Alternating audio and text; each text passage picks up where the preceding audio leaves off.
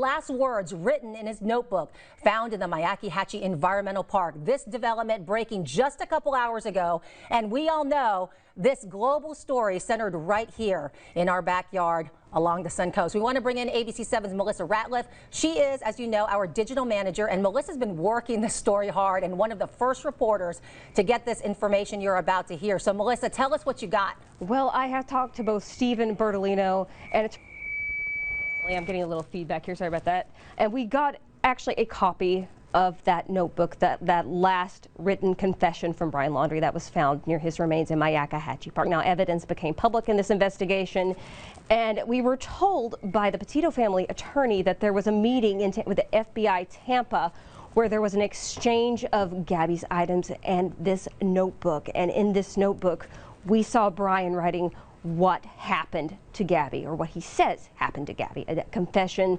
stating that this was, quote, a mercy killing. And speaking with Patrick Riley, the attorney of this family, he was incredibly upset that this had been released. He said there were 3 people in that room who had a copy of this notebook, and he had not leaked it, and Gaby's mother had not leaked it. Stephen Bertolino had also sent this to us as well as Patrick Riley. Now, we have all this information on our website, of course, and the reaction, of course, heartbreak. Patrick Riley said he was incredibly upset for Gaby's mother for having to see this play out so publicly.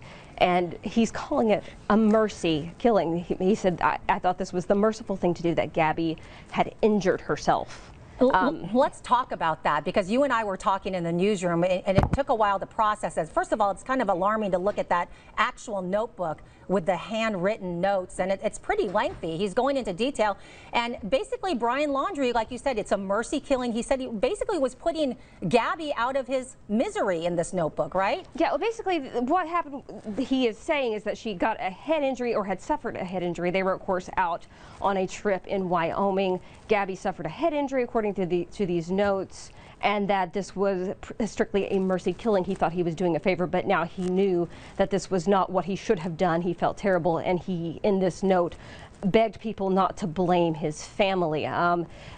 Obviously, there's not a lot of confirmation in terms of that from either attorney, as this is a civil suit, not a criminal case. We're just looking at this confession that we have, and these details in which he said he thought this was merciful, but now he realizes he was wrong. And just reading it was incredibly chilling. Just seeing this scribbled note and how he kept saying, "I'm so sorry, Gaby." And I'm still stuck. I'm still stuck on that he did it because Gaby wanted it.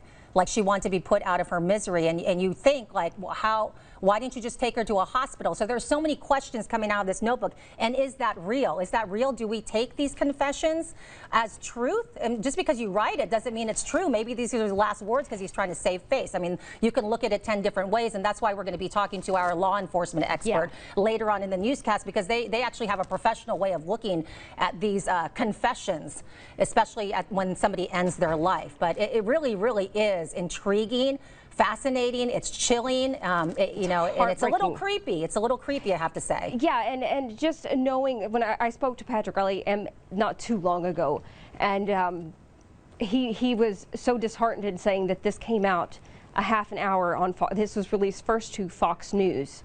And he was like, we were the only 3 people who had that copy, and I know it was not Nicole and it was not me. This did not come out on behalf of this family. But Bertolino says that this was just an exchange of Gaby's items and this notebook to make sure that both her attorney and that Gaby's mother had this. But the details are chilling.